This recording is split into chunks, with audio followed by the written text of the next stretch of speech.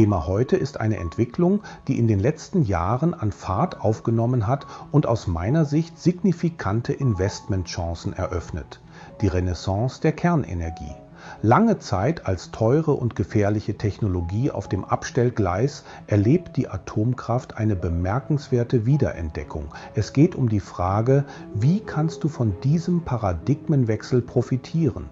Welche Türen öffnen sich durch den Ausbau und die Neuausrichtung hin zu Kernkraftwerken?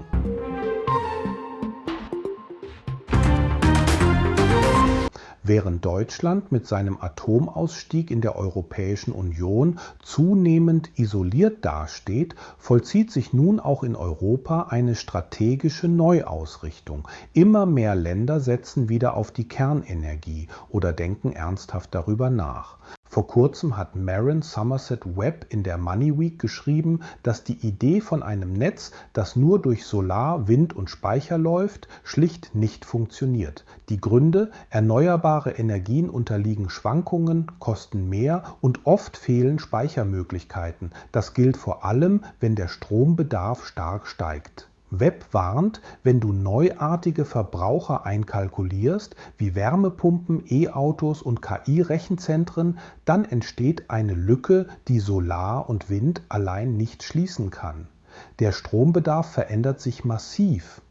Dank Wärmepumpen verlieren alte Heizsysteme an Bedeutung und es zieht eine elektrische Infrastruktur nach, die riesige Energiemengen benötigt. Wenn dann noch Milliarden von Elektroautos hinzukommen, reden wir von einem Wachstum, das die aktuellen Netze deutlich überlastet. Darum müssen wir unseren Blick erweitern, hinaus über erneuerbare Energien hin zur zuverlässigen Versorgung. Experte Dr. Tim Gregory, Autor des Buches Going Nuclear, erklärt es so: Wenn wir wirklich CO2-frei Strom erzeugen wollen, brauchen wir eine Quelle, die emissionsfrei, grundlastfähig und verlässlich ist. Er stößt damit genau ins gleiche Horn wie Webb.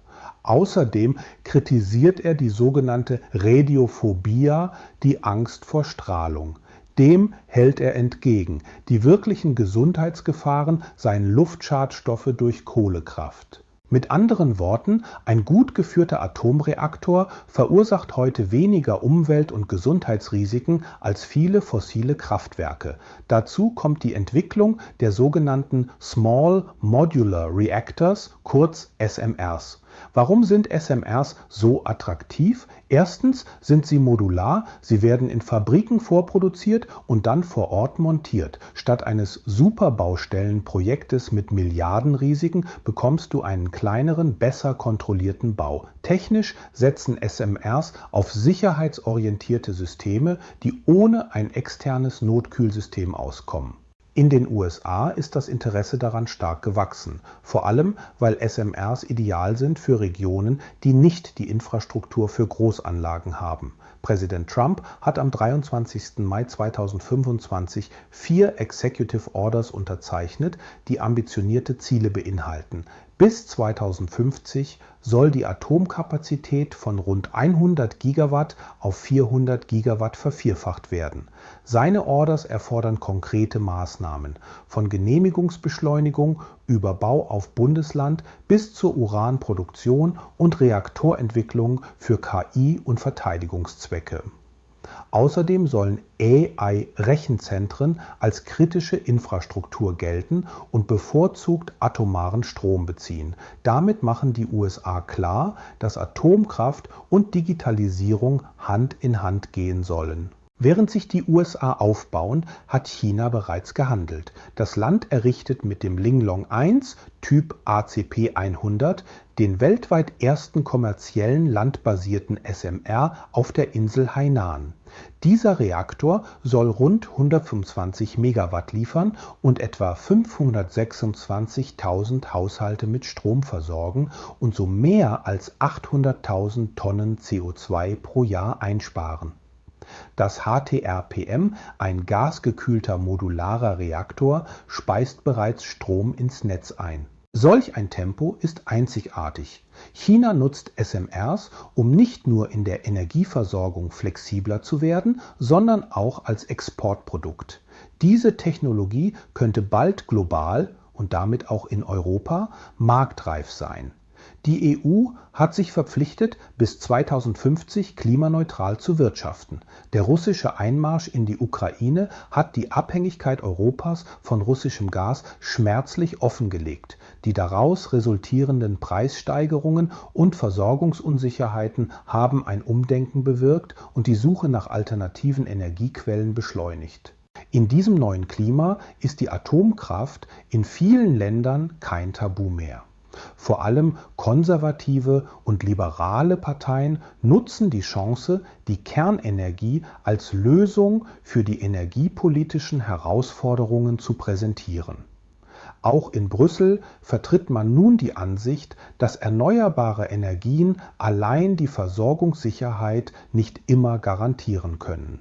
Denn industrielle Volkswirtschaften lassen sich nicht vom Wetter abhängig machen. Kernkraft wird auch hier als klimaschonende und verlässliche Alternative zu fossilen Brennstoffen wie Kohle gesehen. Die Situation in Europa lässt sich in 3 Gruppen unterteilen. Zunächst die kernenergiefreundlichen Länder. Dabei denke ich an Frankreich, Europas größter Atommacht. Frankreich plant den Bau von 6 neuen Reaktoren und prüft 8 weitere. Hinzu kommt Ungarn, das mit russischer Hilfe neue Reaktoren errichtet. Auch Tschechien, Rumänien, Bulgarien, Finnland, die Slowakei und die Niederlande erweitern ihre Kapazitäten massiv oder haben dies vor. Ein besonderer Fall ist Polen, das zurzeit sein erstes Kernkraftwerk mit US-Technologie baut, um sich von der Kohle zu verabschieden. Großbritannien hingegen fördert SMR-Lösungen durch Firmen wie Rolls-Royce. Schweden hat eine dramatische Kehrtwende vollzogen und plant den Bau von bis zu 12 neuen Reaktoren in den nächsten 20 Jahren. Auch Belgien hat seinen Atomausstieg kürzlich aufgehoben und ermöglicht wieder Neubauten. Spanien, der zweitgrößte Atomstromproduzent in der EU, denkt über eine Verlängerung der Laufzeiten seiner Reaktoren nach. Eine zweite Gruppe sind die abwartenden Länder. Dazu gehören Italien, die baltischen Staaten, Kroatien und Dänemark. Sie prüfen derzeit den Einstieg oder die Rückkehr zur Kernkraft. Auch ihr Fokus liegt auf der vielversprechenden Zukunftstechnologie, den Small Modular Reactors. Weil die Staaten erkennen, dass die Energiewende ohne verlässliche Grundlast schwer gelingt, wird deren Lizenzierung europaweit beschleunigt. Und schließlich die Ablehner wie Deutschland, Österreich und Luxemburg. Diese Staaten lehnen Atomenergie weiterhin strikt ab und setzen komplett auf erneuerbare Energien. Aus dieser Entwicklung ergeben sich vielfältige Investitionsmöglichkeiten. Der Bau und Betrieb von Kernkraftwerken ist ein komplexes Unterfangen, das eine ganze Wertschöpfungskette involviert. Davon können Unternehmen aus den folgenden Bereichen profitieren: Konzerne, die auf den Bau von konventionellen Reaktoren oder auf die Entwicklung von SMR-Technologie spezialisiert sind. Mit der steigenden Nachfrage nach Kernbrennstoff rücken die Unternehmen der Uranförderung und Anreicherung in den Fokus. Betreiber von Kernkraftwerken, die ihren Kraftwerkspark erweitern und von stabilen Strompreisen profitieren. Auch Unternehmen, die auf Sicherheitstechnik, Wartung, Modernisierung und den Rückbau von Anlagen spezialisiert sind, werden profitieren. Wo kannst du konkret investieren? Ich beginne mit der Rolls-Royce Holding. Der britische Traditionskonzern ist nicht nur für seine Flugzeugtriebwerke bekannt, sondern ist auch ein führender Akteur in der Entwicklung von Small Modular Reactors, SMRs. Wie gesagt, die britische Regierung unterstützt das SMR-Programm von Rolls-Royce massiv, um die Energiesicherheit zu erhöhen und Klimaziele zu erreichen. Mit dem wachsenden Interesse an SMRs in ganz Europa ist Rolls-Royce exzellent positioniert, um zu einem Schlüsseltechnologielieferanten in diesem Zukunftsmarkt zu werden. Als nächsten die Orano SA. Orano ist ein französisches, staatlich kontrolliertes Unternehmen, das die gesamte Wertschöpfungskette des Kernbrennstoffzyklus abdeckt. Das umfasst den Uranabbau, die Anreicherung, die Wiederaufbereitung abgebrannter Brennelemente und das Management von Nuklearabfällen sowie den Rückbau von Anlagen. Angesichts der massiven Ausbaupläne in Frankreich und anderen europäischen Ländern ist Orano ein zentraler Profiteur der steigenden Nachfrage nach Brennstoff und Dienstleistungen. Die dritte Möglichkeit bietet Cameco. Cameco ist einer der größten börsennotierten Uranproduzenten der Welt. Mit der steigenden Anzahl geplanter und im Bau befindlicher Reaktoren in Europa und weltweit steigt auch der Bedarf an Uran.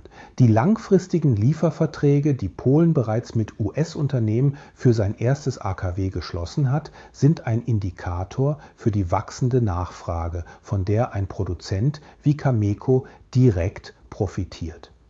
Das Unternehmen hat seine Produktion zuletzt wieder hochgefahren, um auf den erwarteten Nachfrageschub zu reagieren.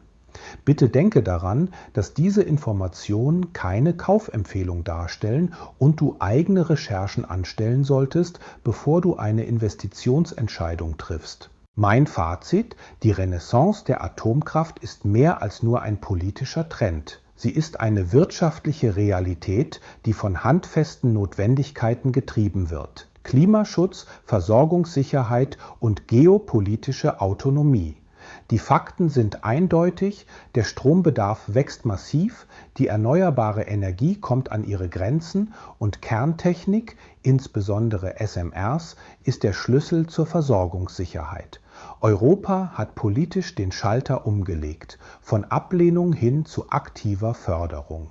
China zeigt, wie schnell und effektiv SMRs eingesetzt werden können. Die US-Regierung stellt mit 4 Executive Orders klare Weichen. Für vorausschauende Investoren eröffnet diese Entwicklung die Möglichkeit, an einem langlebigen und fundamental unterfütterten Wachstumsmarkt zu partizipieren. Wie denkst du über die Renaissance der Kernkraft? Würdest du in diesem Bereich investieren? Wenn dir mein Beitrag gefallen hat, gib ihm bitte ein Like und vergiss nicht, Infonium zu abonnieren, damit du in Zukunft keine Folge verpasst. Bis zum nächsten Mal bei Global Asset Compass.